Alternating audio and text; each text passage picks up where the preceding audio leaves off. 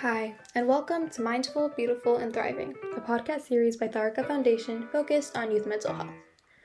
Before we begin today's episode, I just wanted to let you all know that all content that is found in our podcast is created for informational purposes only.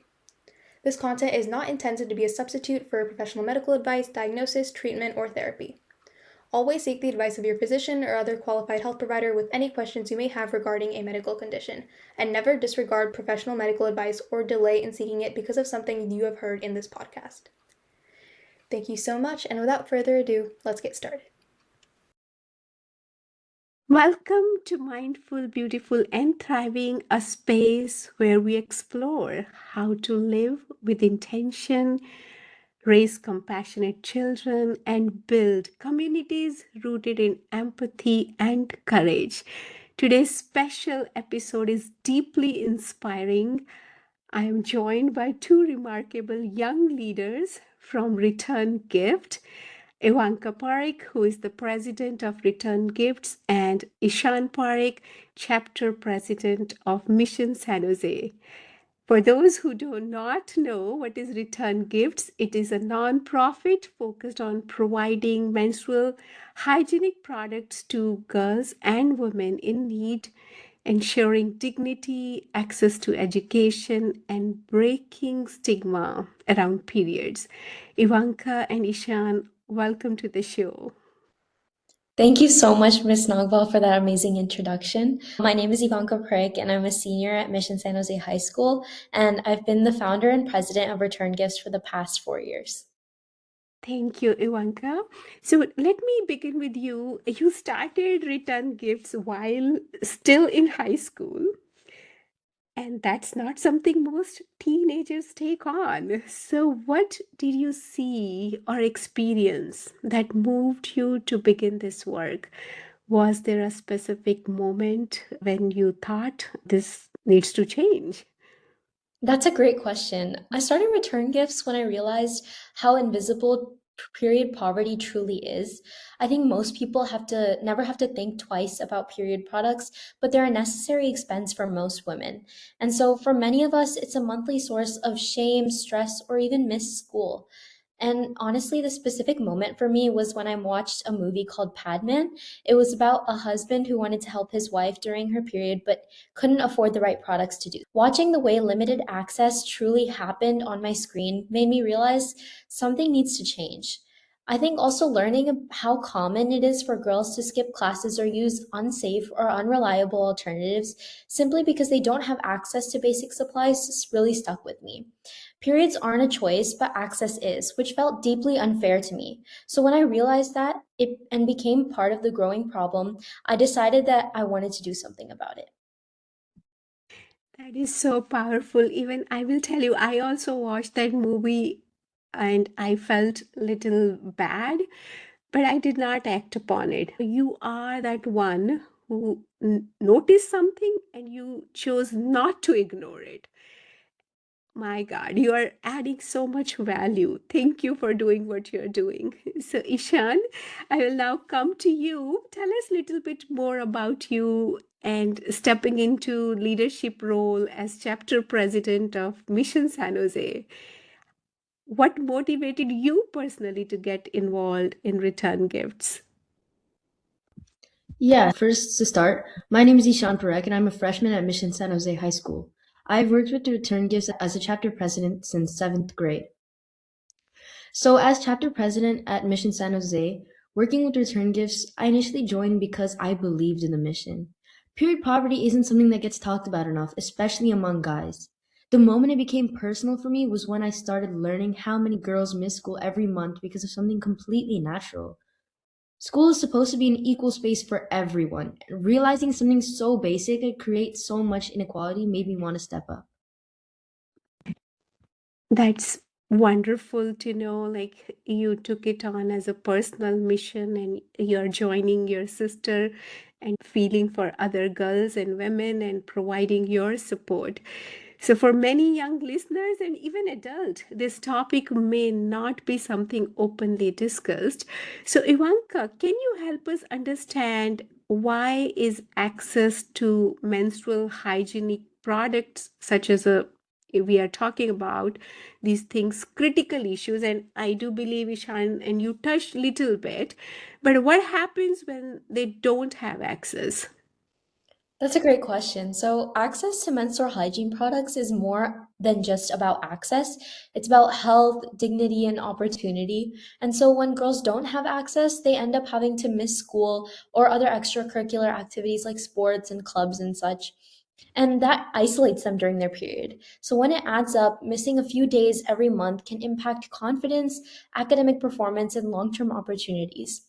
It also takes a very large emotional toll, which often goes unseen. When I volunteered at the Fremont Resource Center, I was able to talk to a lot of women and hear their stories. And one mom that I talked to mentioned how her daughter had to miss a lot of school just because she didn't have access to menstrual hygiene products.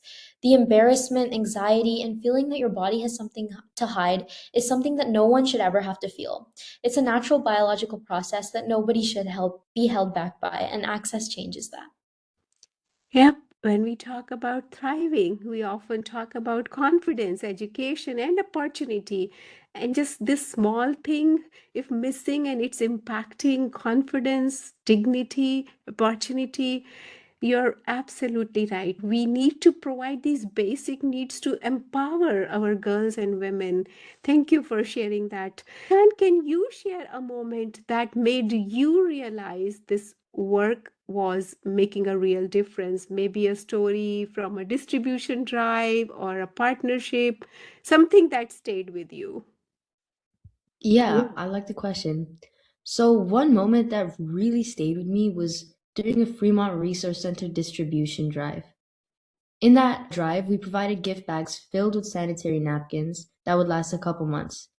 When we saw how much the products were really needed and appreciated, and the gratitude and relief on people's faces when they received it, that made me truly see the impact that we were making. Thank you. Thank you for sharing. Ivanka, return gift, as you are saying, you have partnered maybe organization to distribute products directly to those in need. So, what has it been collaborating with community groups? What have you learned about the community through this work? That's a great question. Working with these community groups has been really eye-opening. Learning about where the needs are and how to reach people with trust and respect has been one of the most meaningful parts of this journey. Working with organizations like EBAC, or East Bay Agency for Children, or SAVE, which is Safe Alternatives to Violent Environments, and the Boys and Girls Club of America has really showed me how to interact with real people and to hear their stories and try to find a solution that helps everybody. I realized how powerful a collective effort can be when so many people genuinely care about the same mission. When working with these groups, I was able to collaborate with experienced volunteers and hear about the impact I was making. Specifically, when I was volunteering at EBAC, Miss Julie West, who was our liaison, told me where and to whom they were going to be distributing to and how it was going to help over 300 girls across East Bay that month. Wow. So, Ivanka, I can tell you all these leadership skills, what you are developing or developed so far, are going to definitely take you long way on your journey. In the age of AI, it's all about becoming more human, collaborating with others. You used a word trust, right? Trusting each other and working for a common cause. What a powerful story. But what was the hardest part of this journey? How did you stay motivated? I'm sure whenever you go on a new unterritory, uncharted path, challenges may come. So I'm very keen to know what was the hardest part of your journey. Definitely. I think being a young person, it's so intimidating to try new things. And I think the hardest part about this journey has definitely been fundraising. When you're young and starting something new, asking people to donate or support your work, it just feels really daunting. And so fundraising has taught me a lot of resilience. I learned that a no isn't necessarily a rejection of the mission, it's more about timing or resources or capacity. And so when I stood outside stores asking for donations or sent out donation flyers, it taught me to be persistent. And what helped to keep me motivated was remembering what those funds actually meant. Every single donation translated into real products, real impact, and one more girl who didn't have to worry about going without basic necessities.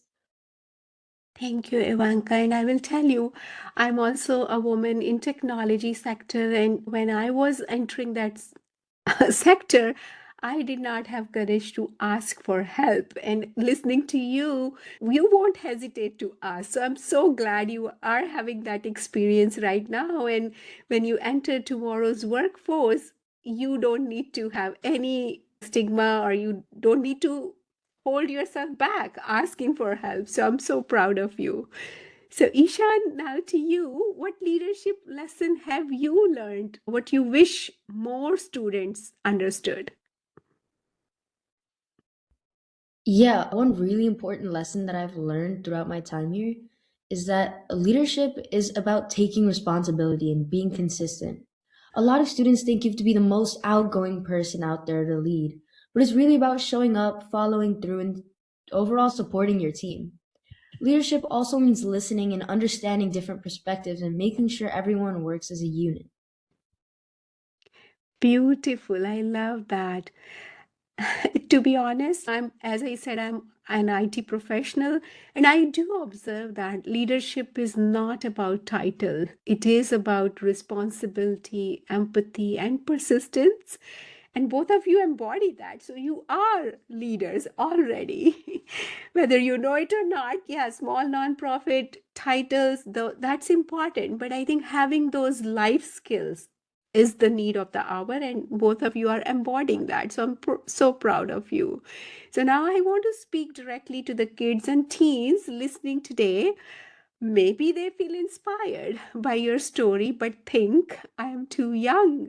I don't know where to start. I don't have resources. So, Ivanka, what would you say to them?